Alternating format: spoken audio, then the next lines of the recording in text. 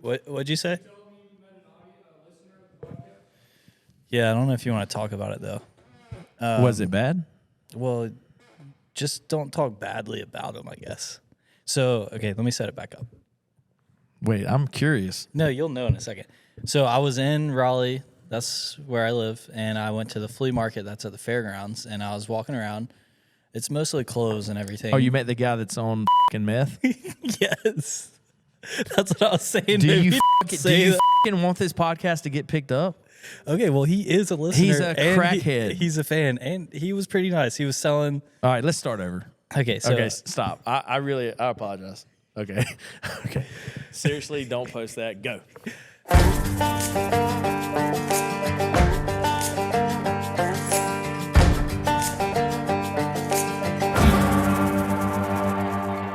All right, so I live in Raleigh, and I went to the flea market that's at the fairgrounds. And I just like going on the weekends, walk around, see what people have. Do you go Saturday or Sunday? I usually go Saturday because I feel like Sunday they probably sold what was good or they went home. So I'll check it out on Saturday.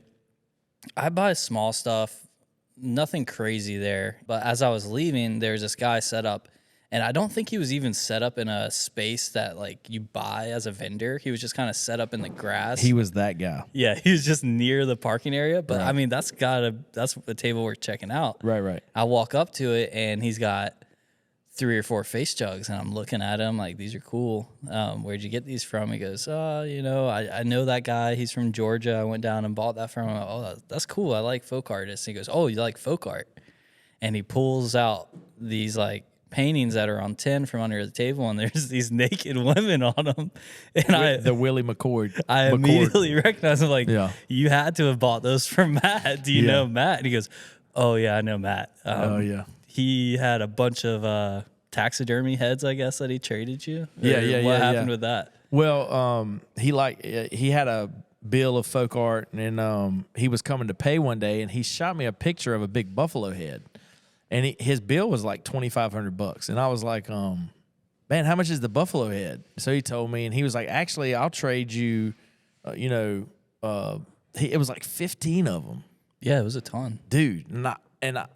I don't know. I just figured it was like $10,000 worth of taxidermy. So I was like, yeah, dude, I'll do it. So he came, he got his invoice, or got his stuff. I actually traded him some more stuff that I had laying around.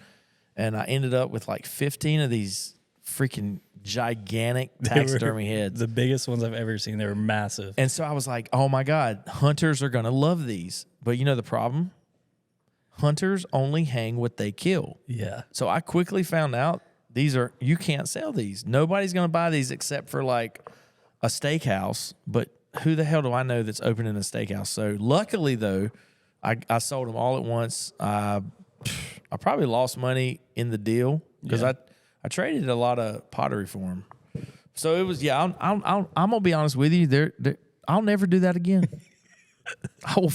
I will never in my life trade folk art for taxidermy. Well, he was really appreciative that you did Oh, that no, for he was him. a cool dude. I mean, he was fine. And I got my money back, but I'll never get the time back, bro. Those were big. Some of those animals were like 5 foot. When you laid them on the ground. They were huge. Yeah, they were like huge. as tall as you. And And the antlers on them and stuff. man, moving those things. You know how many times I moved those around? Like I moved them into the shop. Then I had to spread them out to take pictures of them. Then I moved them back. Then I moved them back. Then I moved them out of the way. Finally, the guy bought them. I had to move them one last time.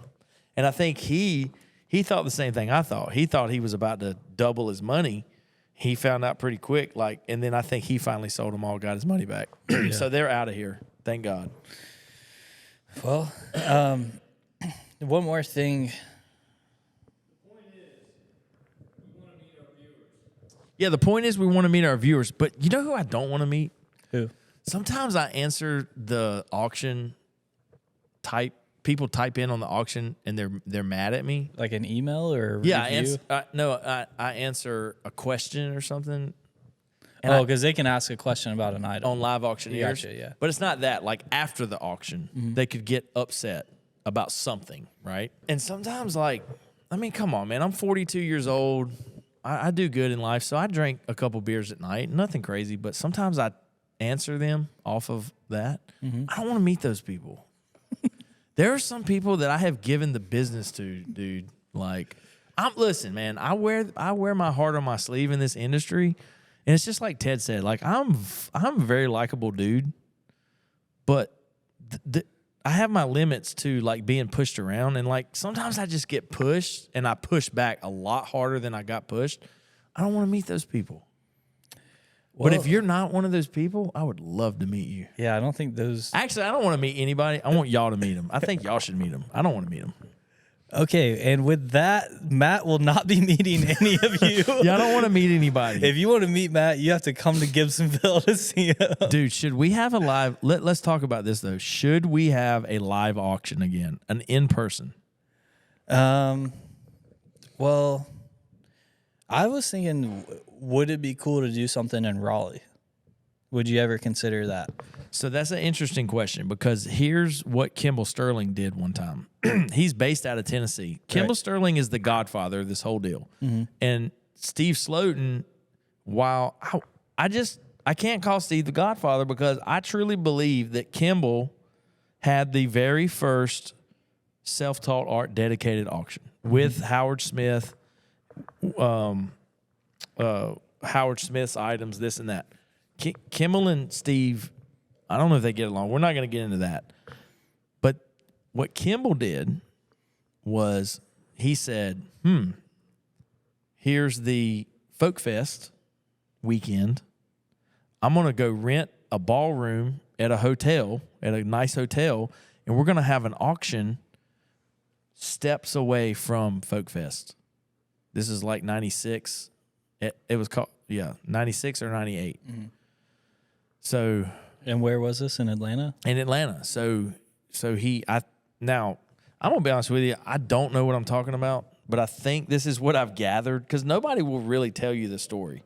Like, everybody's got their own versions of how shit went at this specific. Well, just things fall apart. Right. I mean, that's how things go. Like, we just started a wrestling club, right? And I started it with one of my buddies, Coach Stanley. I coached with him at Hallfields. He's a couple years older than me.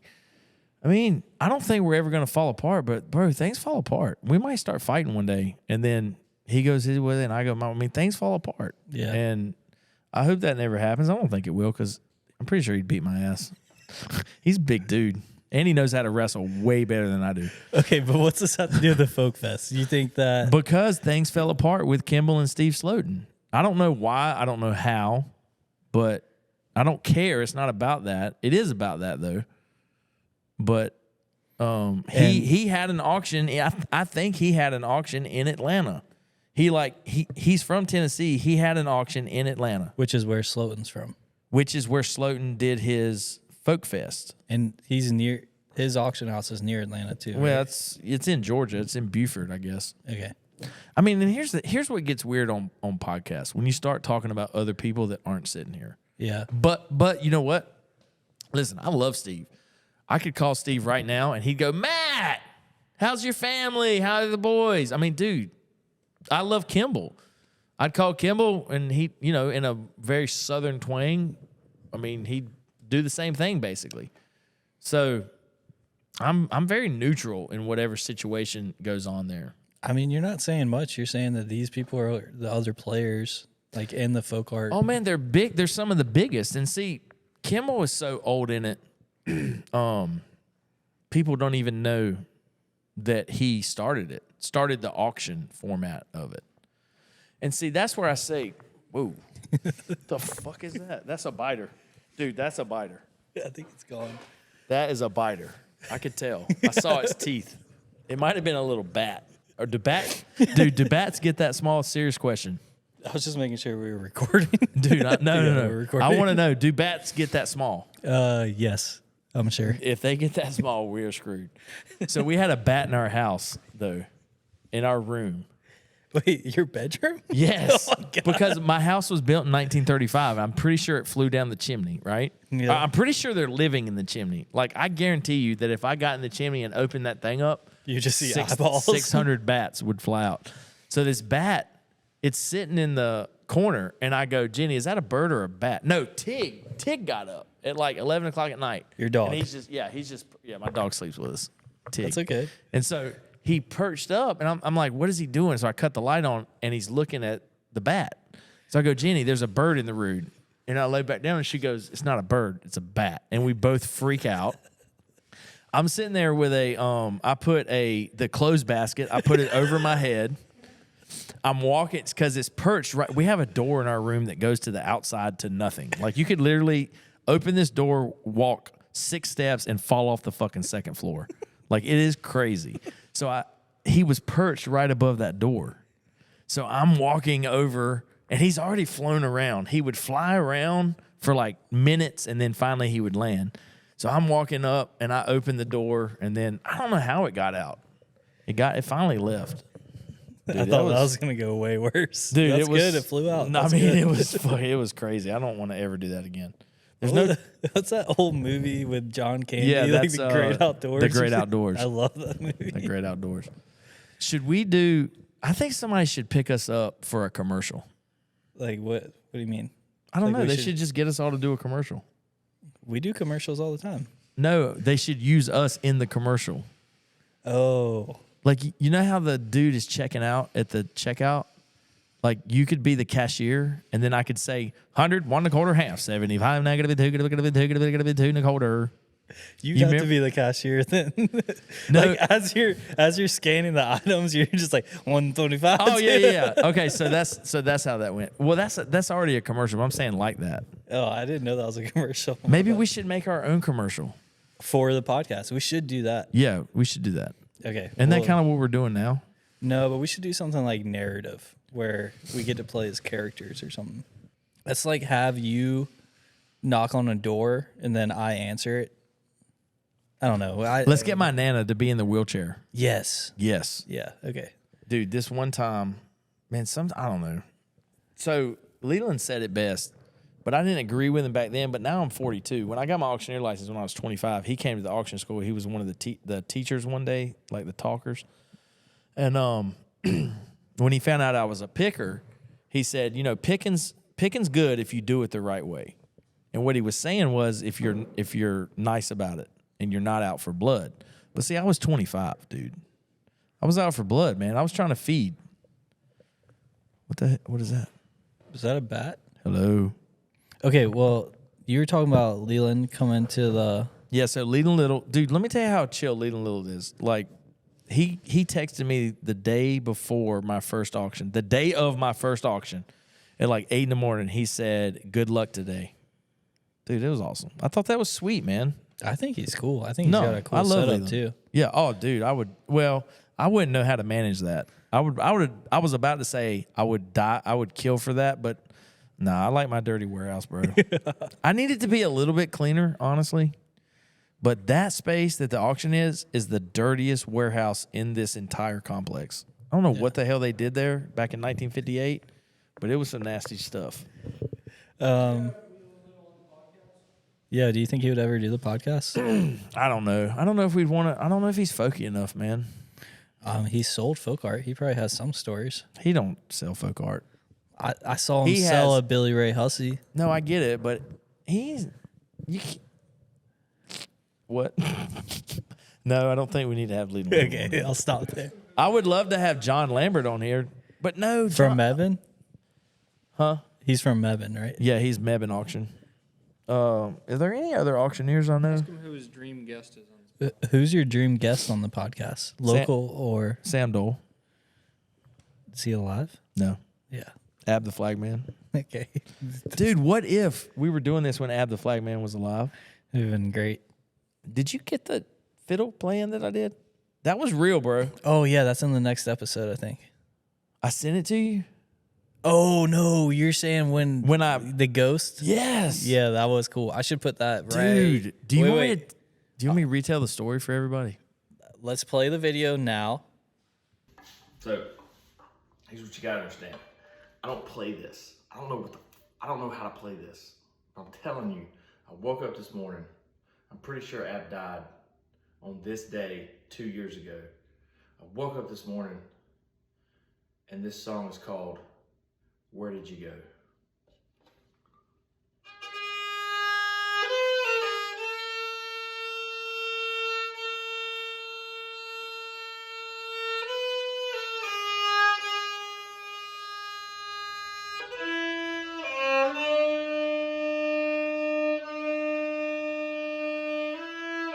All right, so I wake up like normal, right? I mean, I get up early, man. Everybody's asleep. I drink 1 cup of coffee. It lights me up. And so now I'm walking around the house looking at folk art. And I look at I feel like if you look at a piece, every time you look at a piece, it's worth $1 to $5. So if you pay $100 for something, the way you can justify it is if I walk by this and touch this 20 times and analyze it, I've paid my due and it's free. And it's...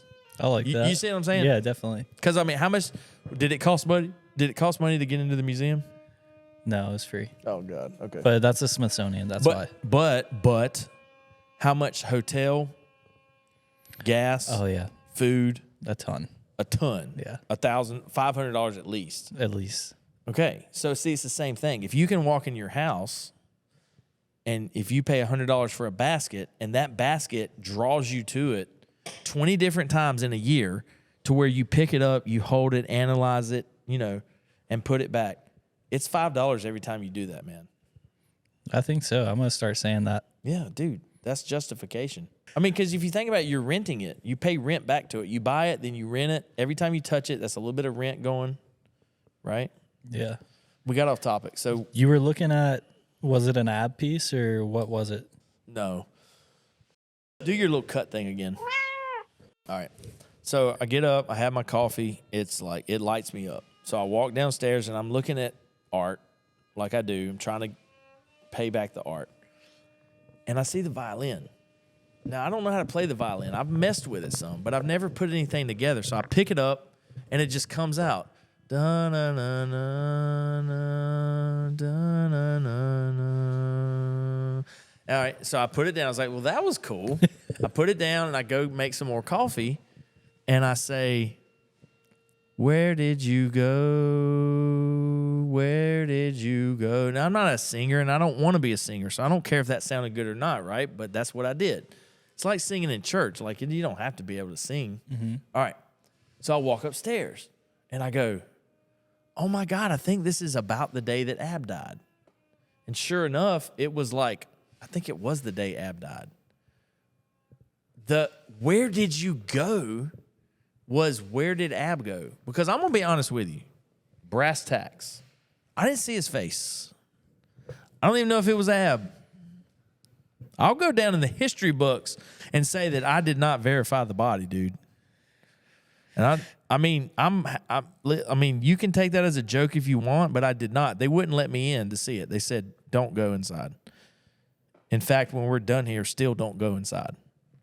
So, in the back of my morbid head, I still think Ab is like around somewhere, and one day he's gonna pop up and be like, "Miss me, dude." Did I ever tell you about the piece of Did I ever tell you about the piece of chicken he made me eat? No. I'm gonna retell the story. I bet I've told you. So I'm leaving the auction house, and when you walk out this door, you look over the fence. You see the fence. Mm-hmm. Well, he heard the door shut, so he's looking. I like walk out, and here's Ab looking over the fence. He's like, "Hey, you leaving?" And I go, "Yeah, I'm leaving, man. I've been here all day." He's like, "Hold on, I want to bring you something." So I'm like, "Okay." So I come back in, and he's running over a plate with a piece of chicken on it and a fork, and he's got some kind of like dressing on it or something. So I'm like, "What is that?" He's like, "Oh yeah, I just cooked. Try it." So I cut it and I eat it. I was like, man, that's some pretty good chicken. I was like, what kind of sauce is that? I thought it was about the sauce because a piece of chicken, like whatever. He goes, it's not chicken. What was it? Bro, I put the fork. I was like, Ab, what the man? He goes, it's a mushroom. I go, Ab, and I'm not a dude. I don't eat mushrooms. Okay, I'm not that. He's like, yeah, it's called chicken of the woods. And you thought it was chicken. Dude, I did. It tasted just like chicken. And it looked like chicken, so too? It's a mushroom that was growing on the tree. Yeah. And then he walked me over to the tree and he said, look, it's right there. I only took a quarter of it. And it was this huge thing growing on a tree. It's called chicken of the woods because it tastes like chicken. Wow. But I was a little freaked out because, dude, I mean, Ab smoked a lot of weed and he ate a lot of psychedelic mushrooms. That's what I would have been worried about. Well, he was a good guy, though. He wouldn't have done that to me. Yeah, because he knew I wasn't down for that kind of stuff. I mean, I'm wild. Like, I'm inside linebacker wild, but I'm not like a drug guy. I've just never been. Yeah. I get high off of like Your folk art? I get high off folk art. I get high off the gym equipment. I get high off my kids kicking other kids' asses in wrestling and football. I mean, a lot of things get me high, but not drugs. Okay. I was going off on my wife this morning. Like, she said, I'm going to have to get another hourly job, something to pay for that. And I was like, absolutely 100% unequivocally not.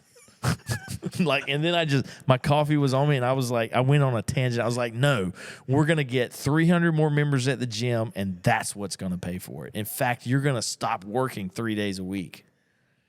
Yeah. Is that the dream? Is the dream to have a huge gym? Is the dream to have a huge auction house? Is to have both? Let's make this another 5-minute segment. Okay. Another 5-minute segment. You can say, like, what's your dreams? Ready, go. What's your dream with the auction house or the gym or everything you're building in Gibsonville?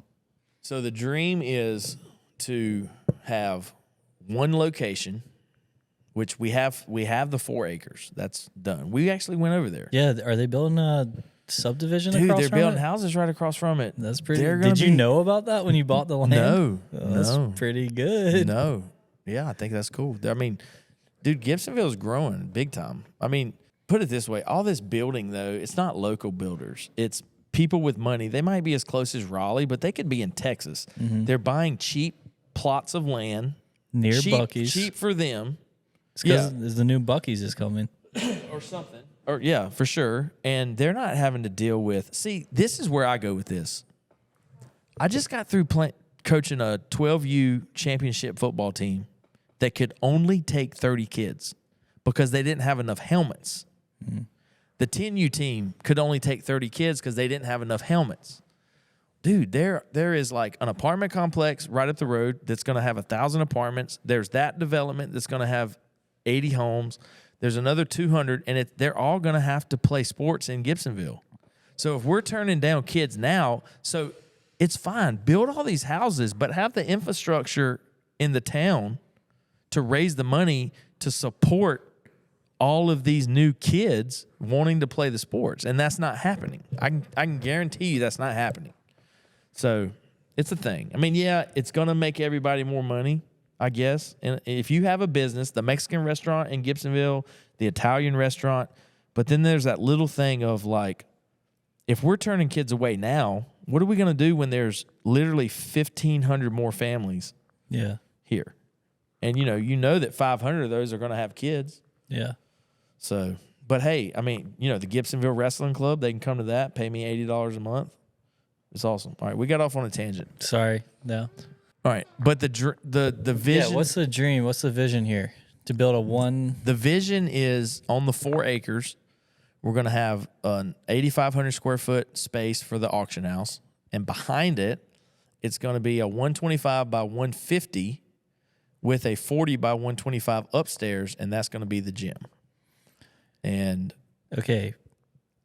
Yes. When you first told me about this, you were putting the gym in front. And I was, but the way the lines are, it's a rhomboid. Yeah. Picture a rhomboid. Seriously, like a rhomboid is not like this. It's like that. Mm-hmm. And it gets wider at the back. Right. So the big gym does not fit up front. It fits 300 feet back into the property. Yeah. So I was like, well, let's just do a little building up front, and that can actually be the auction. So I think that makes sense. Whatever. Yeah. I mean, but that's the dream. And then, I mean, here's the deal. I'm not an auctioneer. I'm not a gym owner. I'm not a wrestling club owner. I'm not a website designer, right? I'm an entrepreneur, dude, that has no money. So, I mean, like, I'm not I don't have money backing my ideas. I have the idea, and then I do little by little to create the idea.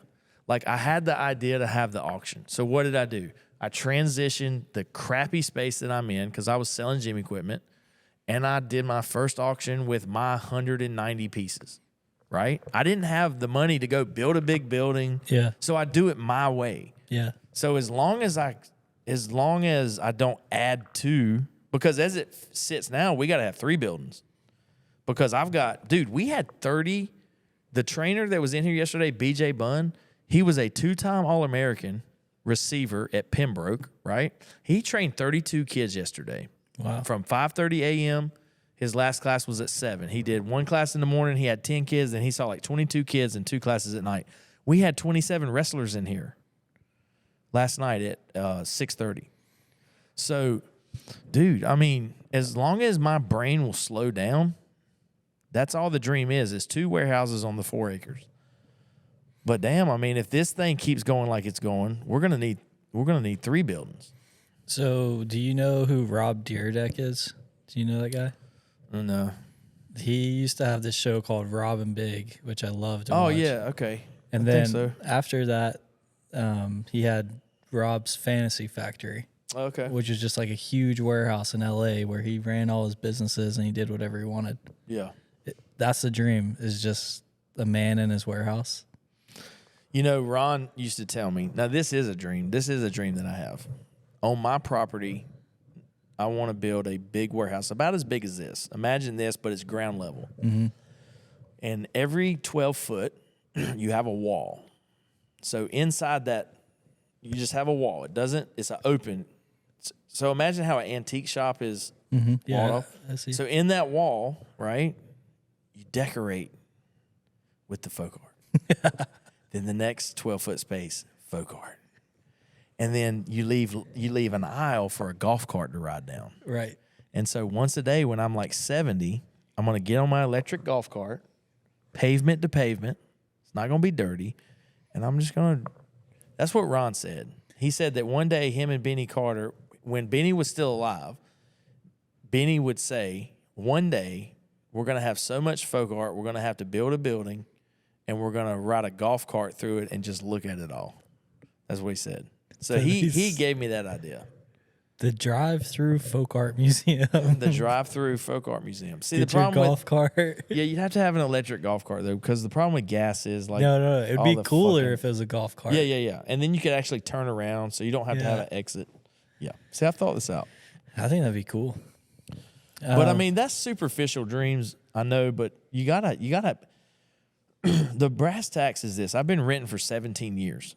I mean, I started my gym in 2007. I was 25 years old, right? And it's time not to rent, man. Yeah. Even my not my landlord, is that Chris? What's up, my guy? You want to be on our podcast? Bro, you'd be perfect at it. I'm not wrestling Chris. I think y'all should wrestle. He looks But- like he'd beat your Dude, Chris would me up. Low key, he would me up. I've never told him that. Let's go ahead and wrap up here. I feel like we did enough. What do you think? Yeah, because we were supposed to do 5 minutes, and it's been an hour and 5 minutes. Alrighty, well, Hold on, let's end with bid. All right, one more bid calling test. now in front of an audience. Do you know how to bid call? Okay. All right, let's go. Do you want to test me? No, you Okay, know you how ready? to bid call. Okay, you ready? Ready? Yeah. 100, 1 1/4, half, 75, negative 2, negative 2, negative 2 1/4, negative 75, negative 300. You want me to say that? Yes. All right, break it down one more time. All right, 100, 1 1/4, half. 100, 1 1/4, half. 100 and 1 1/4. All right, we're going to stop there. Okay. Kyle, it's been nice talking to you. I hope we can do this again. Thanks for teaching me how to bid call, Matt. I appreciate it. And always remember thebidcall.com. And anywhere I go somewhere, I do my Firestone tires. Yep. And I have Michelin on my van. Yep. See ya. They got What's up, my way bro? harder.